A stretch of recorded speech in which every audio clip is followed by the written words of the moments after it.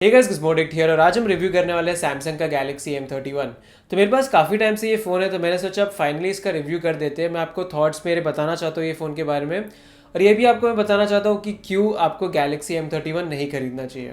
अभी आप Samsung fan boy हो तो प्लीज़ कमेंट्स में जाके गालियाँ टाइप मत करना, एक बार अच्छी तरह से मेरा रिव्यू देख लो, समझ लो कि मैं आपको क्यों बता रहा हूँ आपको ये फ़ोन नहीं खरीदना चाहिए। उसके बाद आप अपने थॉट्स मुझे कमेंट्स में बता सकते हो। तो बिना टाइम वेस्ट किए गैलेक्सी M31 का रिव्यू शुरू करते हैं। पर अगर आप मेरा चैनल पहली बार देख रहे हो तो प्लीज़ लाल वाला सब्सक्राइब बटन दबा दो और बेल आइकन भी दबा दो ताकि आपको मेरे वीडियोस के नोटिफिकेशंस मिलते रहें। अब M31 का रिव्यू शुरू करते हैं। तो रिव्यू की शुरुआत थोड़े से पॉजिटिव नोट पे करते हैं, और सबसे पहले मैं आपको गैलेक्सी M31 का मेरा फेवरेट फीचर बताना चाहता हूँ, और वो है इस फ़ोन का डिस्प्ले। सैमसंग ने ये फ़ोन पे आपको एमोलेड पैनल दिया है, और मेरे हिसाब से 20,000 रुपीज़ के अंदर इस फ़ोन के डिस्प्ले को बीट करना बहुत ही डिफिकल्ट है। This is one of the best displays in this price segment, क्योंकि आप बाकी सारे फ़ोन्स को देखोगे सब में आपको LCD पैनल मिलती है, और उसके कंपैरिजन में ये डिस्प्ले की क्वालिटी बहुत ही बढ़िया है। इस डिस्प्ले पे जो कलर्स है, सैचुरेशन है, व्यूइंग एंगल्स है, एमोलेड डिस्प्ले पे आपको डीप ब्लैक्स मिलते हैं, तो ओवरऑल जो एक्सपीरियंस है वो बाकी LCD पैनल से काफ़ी ज़्यादा बेटर है।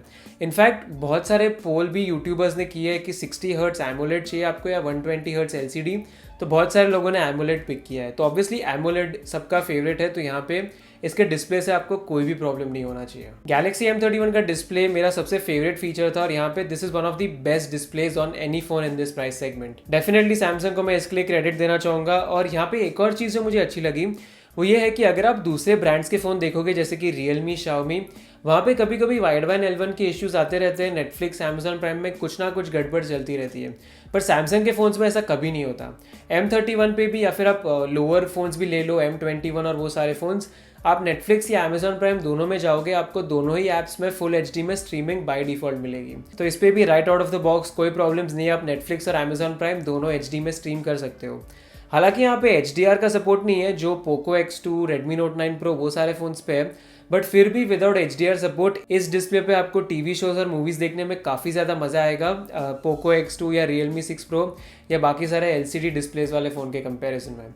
तो डिस्प्ले इस फ़ोन का सबसे स्ट्रॉन्गेस्ट पॉइंट है, और अगर आप बहुत सारे मूवीज़, वीडियोस, टीवी शोज, बहुत कंटेंट आप अपने फ़ोन पे कंज्यूम करते हो तो you will love the display on the Galaxy M31। ये सबसे बेस्ट डिस्प्ले है, और मुझे ऑनेस्टली इससे कोई कंप्लेंट नहीं है। मुझे इस फ़ोन का डिस्प्ले बहुत ही अच्छा लगा। पर अगर हम डिस्प्ले के बाद मूव ऑन करें तो बाकी सारी चीज़ें इस फ़ोन की एकदम एवरेज है, और इसी के लिए इस फ़ोन को रेकमेंड करने का मन नहीं करता। तो डिस्प्ले के अलावा जो एक मैसिव फीचर है गैलेक्सी M31 पे वो है इसकी 6000 mAh की बैटरी। पर अगर मैं आपको सच बताऊँ तो ये 6000 mAh के जैसे परफॉर्म नहीं करती है। इसका परफॉर्मेंस वैसे तो अच्छा है, आपका 1-1.5 दिन आराम से निकल जाएगा मीडियम यूसेज पे, पर वो सेम परफॉर्मेंस आपको बाकी सारे फ़ोन्स में भी मिलता है जिसमें 4-4.5 mAh की बैटरी होती है। तो मैंने पिछले 10-12 दिन में बहुत सारे फ़ोन्स टेस्ट किए हैं। तो अगर मैं रेडमी नोट 9 प्रो की बात करूँ तो वहाँ पे मुझे 10 घंटे से ज़्यादा का स्क्रीन ऑन टाइम मिलता था।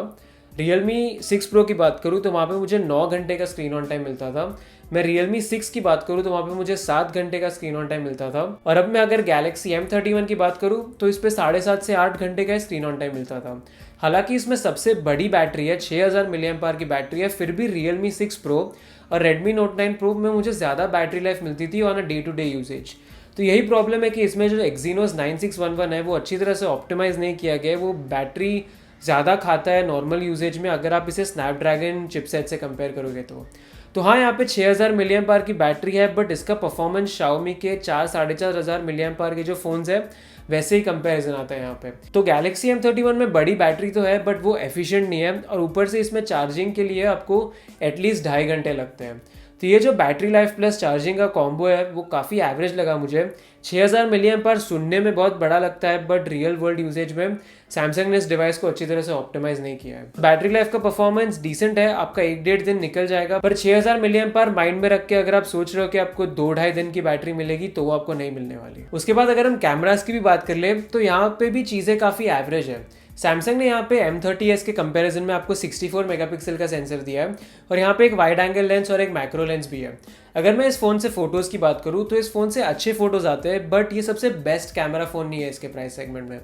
डे लाइट में फ़ोटोज़ बहुत मस्त आते हैं। सैमसंग ने उनके स्टॉक कैमरा ऐप में प्रोसेसिंग बहुत ही बढ़िया किया है। आप देख सकते हो डायनामिक रेंज, कलर्स, सारी चीज़ें एकदम अच्छी आई है गैलेक्सी M31 पे।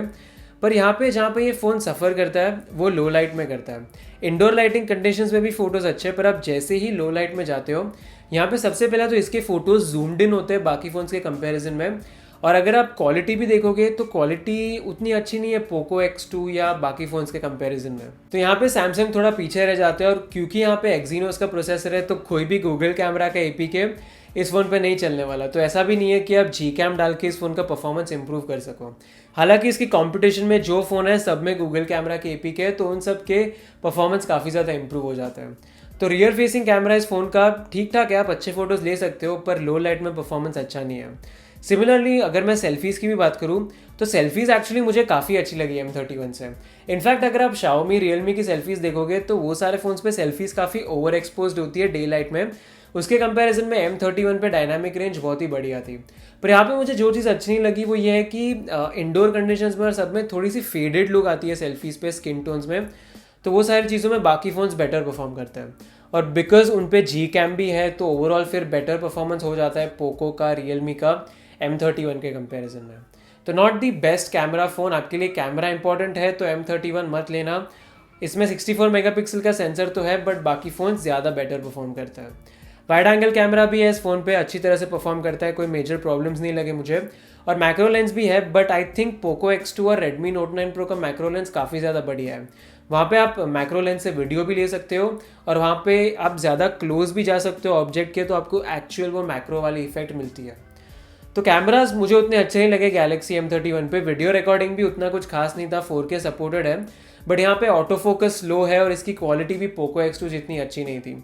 तो आई थिंक अगर आप सारी चीज़ें कंसिडर करो, फोटोज़, वीडियोज़ और वो सब, तो अगर कैमरा आपकी प्रायोरिटी है तो I think Poco X2 should be your pick. Galaxy M31 आपको नहीं लेना चाहिए, इसके कैमराज एवरेज है। तो बैटरी लाइफ एवरेज है, कैमराज एवरेज है, तो उसके बाद हम जाते हैं इस फ़ोन के परफॉर्मेंस पे, जहाँ पे मुझे काफ़ी ज़्यादा डिसअपॉइंटिंग लगा ये फ़ोन। तो यहाँ पे सैमसंग का Exynos 9611 है, जो same chipset M30s, A50s, A51 पे भी है, और डे टू डे परफॉर्मेंस इस फ़ोन का ओके है। आप मेमोरी मैनेजमेंट की बात करो, मल्टीटास्किंग की बात करो, या फिर आप सोशल मीडिया ऐप्स पे स्क्रोलिंग की बात कर लो, ये सारी चीज़ें ये फ़ोन आसानी से मैनेज कर लेता है, मुझे कोई दिक्कत नहीं आई इसमें। बस ये है कि कभी कभी सैमसंग का One UI थोड़ा कम ऑप्टिमाइज लगता है MIUI और Realme UI के कंपैरिजन में।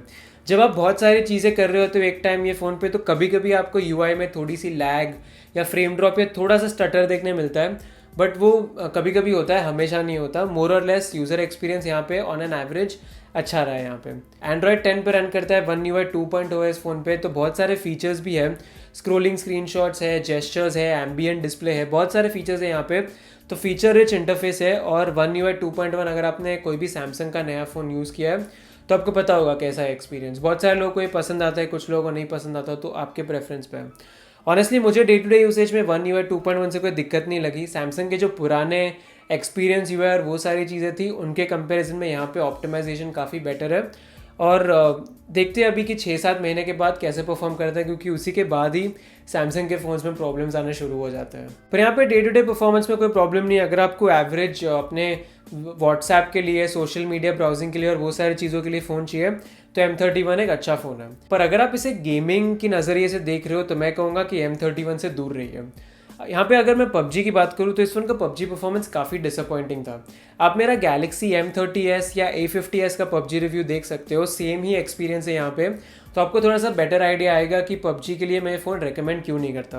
और आप M31 के भी कुछ गेमिंग रिव्यूज़ देख सकते हो यूट्यूब पे, आपको आइडिया आ जाएगा कि यहाँ पे FPS उतना अच्छा नहीं है। इधर ईवो ग्राउंड वाले गेम भी अगर आप खेलते हो तो उसमें आपका FPS 40-45 के आसपास रहता है, और ऊपर से स्क्वाड आप खेलोगे तो FPS 30s में भी चला जाता है। कभी कभी FPS फ्रीज या FPS स्टटर भी होते हैं, तो फ्रेम रेट आपके 20 या 10 के आसपास भी चले जाते हैं। तो फ्रेम रेट बहुत जंपी है यहाँ पे, गेमिंग एक्सपीरियंस स्मूथ नहीं है। तो अगर कभी एनिमी आपके सामने आ जाता है तो लैग आएगी और आपको कोई उड़ा के चला जाएगा। तो अगर आपको सीरियस PUBG खेलना है तो इसके लिए मैं रेकमेंड नहीं करूँगा। अगर आप ओकेजनली खेलते हो गेम्स तो ठीक है, बट अगर आप एवरीडे PUBG खेलते हो, आपको स्मूथ PUBG परफॉर्मेंस चाहिए, तो गैलेक्सी M31 से दूर रहिए। उसके लिए आई थिंक पोको X2 सबसे बेस्ट फ़ोन होता है। मुझे ऐसा लगा था कि M30s और A50s पे परफॉर्मेंस देख के सैमसंग यहाँ पे चिपसेट इंप्रूव करेगा, बट उन्होंने नहीं किया ऐसा। स्मूथ और एक्सट्रीम ये बाय डिफ़ॉल्ट सपोर्ट करता है, बट FPS 40-45 के ऊपर बेयरली जाता है। तो कुछ मतलब ही नहीं है। इसके कंपैरिजन में इवन Realme 6 और Redmi Note 8 Pro better perform करते हैं। तो PUBG के लिए आप वो सारे फ़ोन्स के लिए देखिए, M31 पे आप नज़र मत डालिए। तो परफॉर्मेंस मुझे इस फ़ोन का डिसअपॉइंटिंग लगा। अगर सैमसंग स्नैपड्रैगन का चिपसेट्स यूज़ करते हैं तो यहाँ पे आई थिंक आपको बेटर परफॉर्मेंस मिलता। तो परफॉर्मेंस भी इस फ़ोन का एवरेज है। और लास्टली इस फ़ोन पे जो चीज़ मुझे बिल्कुल अच्छी नहीं लगी वो है इस फ़ोन की बिल्ड क्वालिटी।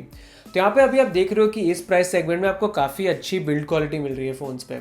पोको X2 है, Realme 6 Pro है, Redmi Note 8 Pro, Note 9 Pro, ये सारे फ़ोन्स पे आपको Gorilla Glass 5 की बैक देखने मिलती है। पर Galaxy M31 पे सैमसंग ने आपको प्लास्टिक की बैक दी है। अब मैं ऐसा नहीं बोल रहा कि प्लास्टिक की बैक ख़राब होती है, बट आप Realme 6 भी देख लो, Realme 6 पे भी प्लास्टिक बैक है, बट वो कितनी प्रीमियम लगती है और उसकी डिज़ाइन भी कितनी बेटर है। अगर आप Realme 6 और M31 दोनों अपने हाथ में पकड़ोगे तो आपको M31 काफ़ी ज़्यादा चीप लगेगा Realme 6 के कंपैरिजन में। और ऊपर से इसकी जो बैक प्लास्टिक है, जो ग्लॉसी प्लास्टिक है, वो काफ़ी इजीली स्क्रैच भी हो जाती है।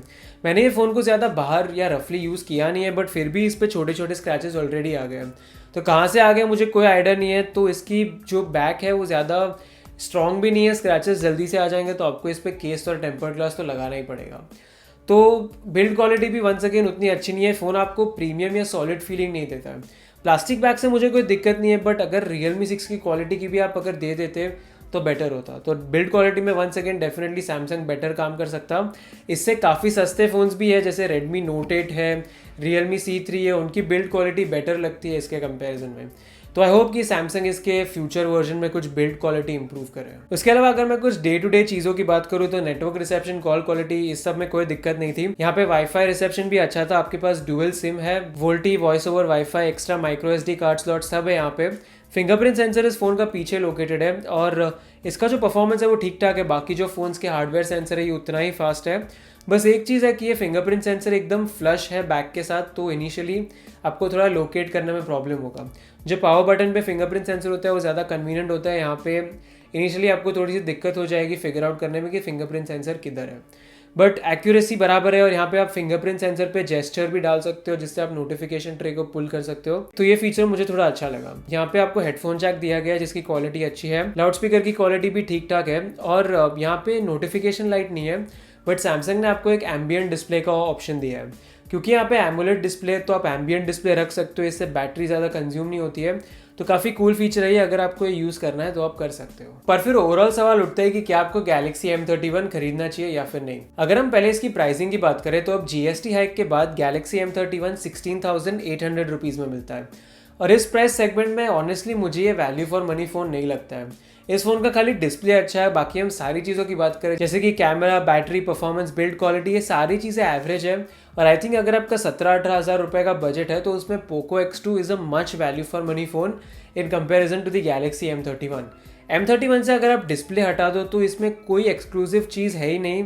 तो ऑनेस्टली मुझे मन नहीं करता कि मैं आपको Galaxy M31 रेकमेंड करूँ। अगर आपको एमुलेट डिस्प्ले वाला फ़ोन ही चाहिए तो आप M31 ले सकते हो।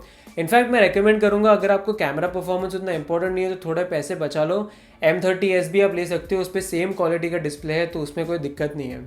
और या फिर आप Realme XT और Realme X2 भी कंसिडर कर सकते हो। दोनों ही फ़ोन्स पे आपको better performance, better build quality, in display fingerprint sensor, AMOLED display, Google camera का सपोर्ट, ये सारी चीज़ें आपको मिलेगी। तो आई थिंक एटलीस्ट मेरे हिसाब से Galaxy M31 17,000 रुपये में वर्थ इट नहीं है। यहाँ पे चीज़ें काफ़ी एवरेज है और ऐसी कुछ एक्सक्लूसिव चीज़ नहीं है कि जिसके लिए आपको 17,000 रुपये देने चाहिए। मेरे हिसाब से आपको पोको X2 लेना चाहिए या फिर आप Realme 6 Pro भी चेकआउट कर सकते हो, Realme X2 है, ये सारे फ़ोन्स देखिए। मुझे सैमसंग M31 रेकमेंड करने का मन नहीं करता। पर अगर आपने आपका मन बना लिया है, आप सैमसंग फैन बॉय हो, तो M31 ले लो। आपके लिए इससे बेटर फ़ोन ये प्राइस सेगमेंट में आपको मिलने नहीं वाला। तो यही है मेरा रिव्यू Galaxy M31 का। अगर आपको वीडियो अच्छा लगा तो वीडियो लाइक करो, वीडियो पसंद नहीं आया तो डिसलाइक बटन 2 बार दबा देना, और नए हो तो प्लीज़ सब्सक्राइब करो और बेल आइकन दबा दो। अभी के लिए बस इतना ही। वीडियो देखने के लिए धन्यवाद और मैं जल्दी आपके नोटिफिकेशंस में वापस आऊँगा। Thank you.